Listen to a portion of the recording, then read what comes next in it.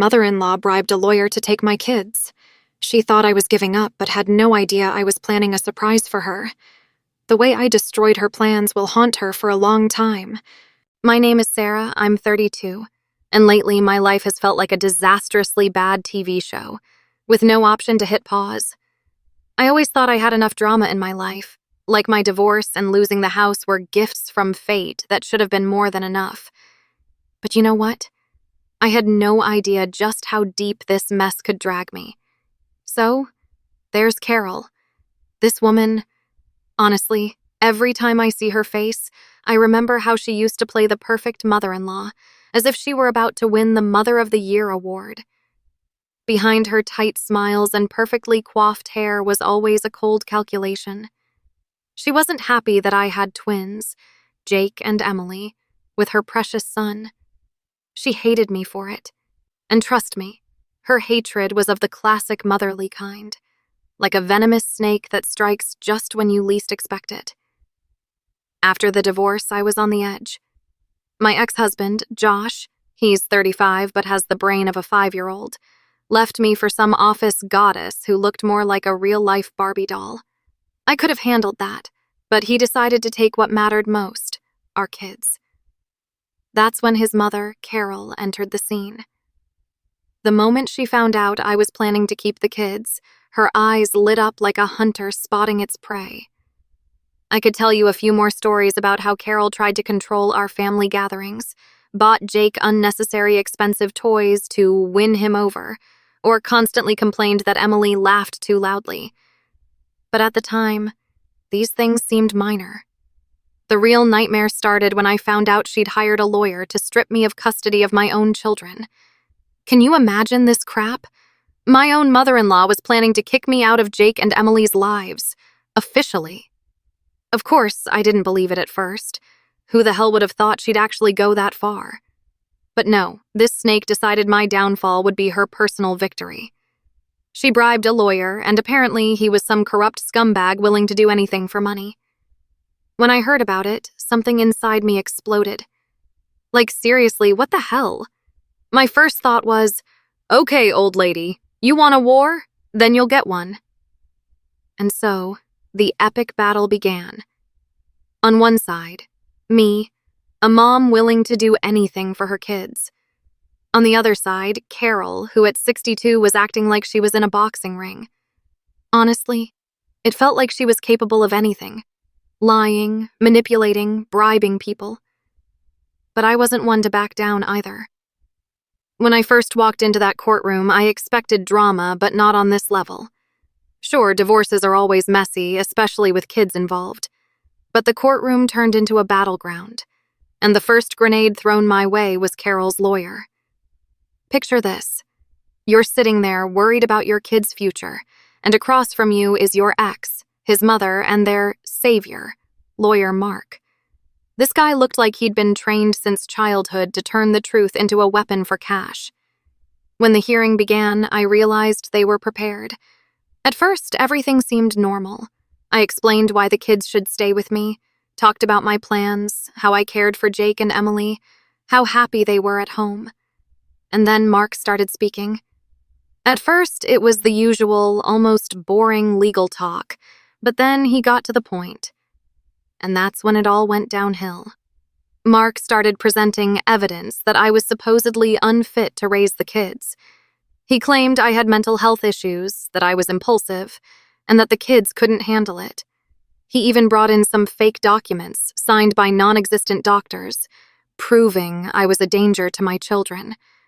At that moment, my mind went something like, what kind of fantasy is this, and how did it end up in court? And you know what the worst part was? The judge actually started paying attention to this nonsense. At first, I saw him as being open to hearing both sides, but after all these proofs, he really started to wonder if Team Mark and Carol might be right. I could have exploded right there in the courtroom, but I knew it wasn't the time. Inside, I was boiling, but I held it together because I knew that if I snapped, it would only play into their narrative of me being the unstable mom. While Mark waved around his fake papers, I noticed Carol sitting in the corner, watching everything with a smug satisfaction. She literally glowed, like someone who thought they'd won the chess match. But no way. The judge postponed the hearing until the following week to review all the presented evidence. And you know what? That was my first real break. I walked out of court, and the first thing I felt was a wild mix of anger and determination. This fight had only just begun. When I left the courtroom, all I wanted to do was scream. But instead, I took a deep breath and thought, "Okay, Carol, you want to play dirty? Let's play." Sometimes the only thing keeping you from completely falling apart is dark humor. And there I was, halfway to my car, thinking, maybe she wants the kids so badly she's going to raise them in her greenhouse as her own perfect heirs. How many kids can fit in a greenhouse? 10, maybe? Dark humor may seem strange to some, but it helped keep me afloat. When the world is falling apart, jokes, even the darkest ones, give you a sense of control. But I knew that humor wouldn't solve this. This was war, and I needed a plan. I had one good friend, Pete. He was known as a walking encyclopedia when it came to dirty dealings and IT stuff. We'd met back in college, and he used to help me with projects. Pete was a master at digging up dirt, and if anyone could shed light on this nasty game, it was him. I called him right after court, and within minutes, his voice was on the other end of the line. He immediately understood. "Sarah, you got more drama? Let me guess. It's your favorite mother-in-law again?" I laughed. He was spot on, as usual. Pete knew just how much Carol had gotten under my skin. We agreed to meet that evening, and I finally felt like I had a chance. By the evening, we were sitting at my kitchen table. Pete opened his laptop, and the real operation began. He was going to dig deeper into Mark's background, Carol's lawyer. And you know what's funny? Pete always joked, "Where there's dirt, there's Pete." It was his signature line, and it never failed to make me smile, because damn, it was true. If anyone could find dirt that would expose all their evidence, it was him. "All right, let's get started. Let's see what skeletons are in this lawyer's closet," Pete said, as he hacked through passwords and accessed the information we needed. I sat next to him, waiting to see what we'd find. And, just the thought of finally doing something, instead of just defending myself, made me feel better. After a couple of hours of searching, Pete had that smirk I knew so well. "Sarah, you're gonna love this," he said, turning the screen toward me. Turns out, dear lawyer Mark was involved in a couple of major scams. Forging documents, hiding evidence. Yeah, this wasn't his first shady case. Finding dirt on this guy shouldn't have surprised me. But what really shocked me was that we had recordings of his conversations with Carol. Yeah, you heard me right. Recordings. Actual audio files where Carol and Mark were plotting everything. They said things that made my hair stand on end. "Do whatever it takes, just take her kids," she whispered on one of the tapes. Seriously, who talks like that? It sounded like some cheap thriller, except it was happening in my life. Now we had more than just suspicions. We had hard evidence. I felt my anger mix with satisfaction. Carol and Mark had no idea they'd fallen into their own trap. So, there we were, sitting with real evidence. Pete had that smug grin on his face, like he'd just solved the world's hardest puzzle. And me? I could barely breathe from excitement. Okay, I had a plan, and it was finally starting to pay off. But what really sent a chill down my spine was one particular recording. In it, Carol's voice was especially cold and calculating. She talked about how Mark needed to clean up everything if something went wrong. But the most chilling part? She mentioned having connections. This wasn't just about bribing a lawyer anymore. Carol was willing to go even further, and that made me realize we were playing a much higher stakes game than I'd anticipated. But you know what gave me a certain grim satisfaction? I started imagining Carol, with her icy grin, sitting at home planning how she'd live with Jake and Emily while I was out of the picture. That lit a fire under me. I wanted to storm into her house right then and say, "Are you really sure you're going to win this?" But of course, I knew I had to be smarter. There was still a lot of work to do. In the meantime, Pete kept digging, and what he found felt like hitting the jackpot. First of all, it turned out that Mark had long been involved in similarly shady business. He had defended other dirty people, and he was even tied to several major financial frauds. But that was only the beginning. "You know what's really interesting?" Pete said, looking at me through his laptop screen. "This guy not only forges documents, but he also covers up entire schemes that ruin people's lives." As I listened, I felt anger rising within me, like someone had just lit a fuse on a stick of dynamite. If Mark thought he could ruin my life, he definitely wasn't expecting anyone to expose his dirty dealings. "But that's not all," Pete continued, and I knew the next blow was coming. It turned out that Mark wasn't just working for Carol. He was also covering up another critical detail. Somehow, Carol had gained access to Josh's finances, and now she was effectively in control of all his money. This meant she could manipulate him however she wanted, and he had no idea that all his resources were under her control. This fact made me clench my fists even tighter. Carol wasn't just playing with my life, my children, but now even with her own son's money. I realized I had more than just evidence in my hands. I could not only protect my children, but also destroy her carefully crafted game. But what next? The court was still ahead, and this was only the first step. I needed time to think and prepare for the final blow. I knew I had to use this information at the right moment, but for now I felt stronger than ever. And so, the next hearing came. To say I was nervous would be an understatement. I had all this dirt on Carol and her lawyer Mark, but I knew it wouldn't be easy. These two played dirty, and judging by their past behavior, I expected anything. Well, I was right. I walked into the courtroom with documents and evidence in hand, ready for battle. I saw Mark coolly whispering something to Carol, who sat there with a face like she'd already won. The room was quiet, like the calm before a storm. Then the session began. Mark spoke first, and I mentally braced myself for another wave of lies. But what he pulled out this time made my jaw literally drop. Without hesitation, this man claimed that I had serious alcohol problems. Yes, you heard right. He tried to prove that I was an alcoholic, incapable of properly caring for my children. And the worst part? He presented evidence. Photos of me supposedly getting drunk and causing chaos. Fake reports from phony witnesses who didn't even exist completed the picture. I almost exploded on the spot. What the hell? These photos were so obviously fake that I almost laughed at the absurdity of it. But how had they even come into existence? Mark kept talking, and the judge listened intently. It was as if he was already beginning to believe that I was an unfit mother. Watching this, I felt the rage bubbling inside me, but I knew I had to keep it together.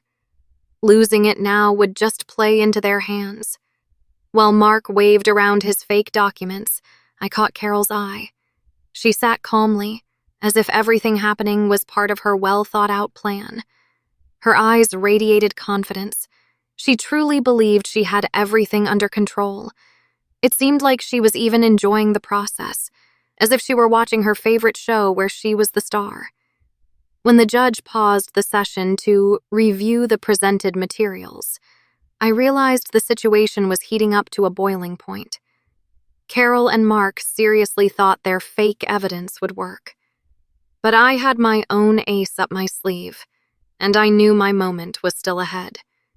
I walked out of the courtroom with my heart pounding, feeling my anger grow with every minute. As soon as I got outside, the first thing I did was call Pete. "Pete, you won't believe it, but they pulled out fake photos and reports," I said, trying to keep my voice steady. He responded quickly. "Sarah, don't worry. We have everything to tear that apart. But right now they think they've won. We're going to crush them." And you know what? He was right. I had a full set of evidence that not only disproved their lies but also showed just how deep that lie went. I knew my moment of revealing the truth was near, and it was going to be epic. After that show in court, I came home with a wild urge to tear everything apart. But instead of throwing plates or cursing Carol, though, to be honest, I spent a good half hour imagining throwing those fake photos at her, I knew I had to focus. I had a big plan ahead of me, and I was going to see it through. This was the moment where I needed to stop reacting and deliver that final blow. And I had the key to it all, the evidence that Pete and I had so carefully gathered. The next day, I met with Pete at my house. He came in with the look of someone about to win a championship in exposing corrupt lawyers. We sat at the table, surrounded by documents, recordings, and laptops, like we were preparing for a battle, not a trial. In reality, it was the same kind of battle, only with legal terms and fake evidence. "Okay, Sarah," Pete started, slapping the table. "We have everything to destroy them, but we need to do it right." He was absolutely right. Simply dumping all the evidence in court wouldn't be enough. I needed to present their lies in a way that everyone could see just how far they'd gone. Even better, to make the judge realize that Carol and Mark had deliberately deceived the court. We started planning. Pete was a master of details, and with his help, I worked out exactly how to present everything we had. The recordings of Carol's conversations with Mark, where she arranged bribes, were key. But what really interested us was the fact that Carol had hinted at bribing the judge himself. That was the real bombshell, the one that could explode at any moment. Our job was to present it in such a way that the judge had no choice but to take notice. "But that's not all," Pete said, pulling me out of my thoughts. It turns out he had found something else. Mark wasn't just covering up Carol's dealings, he was involved in even bigger scams related to his past clients. This could seriously damage his reputation, and once we presented it, his career as a lawyer could be over for good. I felt a quiet sense of satisfaction growing inside me. They thought they could beat me with forgeries? Well, let's see how they wriggle out of this one now. The next step was tactical. I needed to bring in another specialist, a private investigator, to officially confirm the authenticity of all the recordings and documents. This would add weight to our evidence and make it undeniable. I called a longtime acquaintance, a detective I knew from a previous case, and arranged a meeting. He quickly agreed to help, and now all that was left was to gather all the materials and be ready for the next court hearing. Everything was falling into place, but I knew better than to relax. I hadn't won yet. While Carol sat in her house thinking her plan was going perfectly, I was preparing my final move. And when that moment came, it wouldn't just be a small victory. It would be the complete collapse of her schemes. All that was left was to wait for the court date and for the moment when I could play my trump card. The day arrived.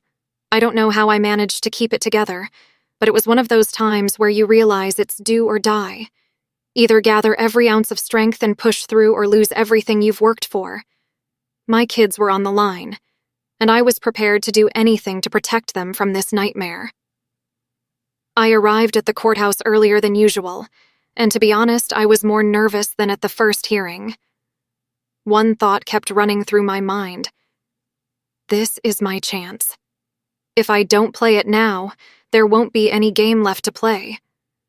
When the session began, the tension in the room was palpable. Carol and Mark sat there with their smug, self-assured faces, as if they were already celebrating victory. As soon as Mark opened his mouth, I braced myself for their final move. They clearly planned to cement their false accusations and convince the judge once and for all that I was unfit to raise my children. But then, it was my turn. I stood, walked to the stand, and, just like in the best movies, pulled out my trump card. First, I presented the documents that proved all the medical reports and false witness statements they'd submitted were complete fabrications. Copies of all the papers showed that the doctors didn't exist and the witnesses were made-up names, like something from a bad movie script. The judge began to take a keen interest as I exposed the fraud right in front of him. But the real bombshell was still waiting. I decided to save it for the end, like the cherry on top. As I neared the conclusion of my statement, I turned to the judge and said, "However, that's not all. These false documents are only part of a larger conspiracy." And that's when the real show began. I pulled out the audio recordings of Carol and Mark discussing their bribes and manipulations. "These recordings have been gathered and verified by an independent specialist," I explained. "I'd like to present to the court a conversation between the defendant and her attorney, where they discuss how they plan to win this case through bribery and falsification of evidence." The judge froze. I started playing the recording and the room filled with Carol's and Mark's voices, detailing how they were going to do whatever it takes to take my children away. Carol spoke with such confidence, such coldness, that I still wonder how I managed to endure her presence for so many years. She practically ordered Mark to fabricate all the evidence to paint me as an unfit mother. The judge's expression changed. If he had listened to their side with some suspicion before, now he was filled with confusion and anger. "What do you have to say about this?" he asked Mark. But Mark was no longer the confident lawyer he had been just moments ago. He froze, unsure of what to say, and started mumbling something about a misunderstanding. Funny, right? Just a minute ago, he had been so sure of himself, and now his whole plan was crumbling before his eyes. But that wasn't all. I added the final piece of evidence, the documents proving that Carol had control over Josh's finances and had been using them for her dirty schemes. I knew this would be the last nail in the coffin. The judge carefully reviewed everything I presented, and I saw his face change even more. Carol, who had been sitting calmly with her hands folded, now tensed up like a predator caught in a trap. Her calm demeanor was gone, and I finally saw the panic on her face that she had been hiding behind her mask of confidence for so long. As the session came to a close, the judge did what I had been waiting for all this time. He suspended the case for further investigation into the bribery and falsification. Carol and Mark were now facing serious scrutiny. I hadn't just won, I had destroyed their entire strategy. When the judge announced the investigation, the room was filled with an icy silence. Carol, who had looked like she had the world in her hands just moments earlier, now sat there with a face full of shock and confusion. Mark, her brilliant lawyer, looked utterly defeated. The man who had been acting like a winner just a few hours ago was now too scared to even meet the judge's gaze. And me? I was shaking from adrenaline inside. I couldn't believe it had finally happened. But there was no time to relax. This was just the first victory. The judge's final decision was still ahead, but now their entire strategy was falling apart, and there was nothing they could do about it. When the session ended, I slowly walked out of the courtroom.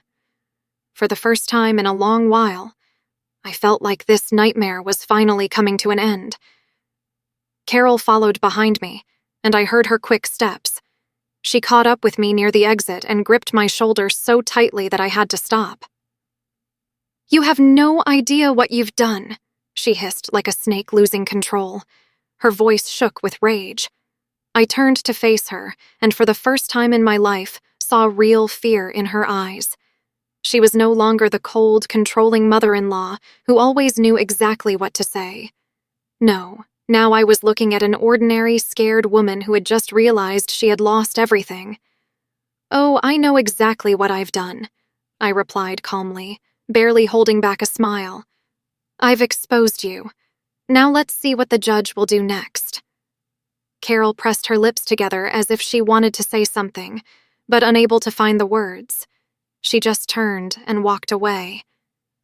Her pride was shattered, and with it, all her plans. I knew that after this, things wouldn't be easy for her. Later, Mark came up to me with a completely different look on his face than before. He tried to apologize, saying it was a misunderstanding. I didn't know Carol would go that far. But I wasn't listening to him anymore. This man knew exactly what he was doing, and now his future as a lawyer was hanging by a thread. Over the next few weeks, the investigation began. Carol and Mark found themselves under police and legal scrutiny. The judge ruled in my favor. Custody of Jake and Emily remained with me. But what was even sweeter was that Carol now faced serious legal problems. Her reputation was ruined, she lost access to Josh's money, and honestly, I felt a little sorry for her. Just a little, though. Because the person who tried to destroy my life had finally gotten what she deserved. As for Josh, he didn't even try to intervene. He seemed completely broken by the realization that his own mother had manipulated his life so thoroughly. We don't speak anymore, but I don't regret that. It's his choice, and he'll have to live with it. And me? I finally got my life back under control. Jake and Emily stayed with me, and we began rebuilding our lives after all the drama. It was a tough, exhausting battle, but I knew I'd go through anything for my kids. Now that it's all behind us, I sometimes think about how far Carol was willing to go to achieve her goal. And while her end was a sad one, I felt satisfaction knowing that the truth, though delayed, ultimately triumphed. Sometimes when I tuck my kids in at night, I smile, remembering that moment in court when Carol realized her world was crumbling. That was the moment I knew. I'd done everything right. Now we live in peace, and I've learned to be strong, even when it feels like the world is against you.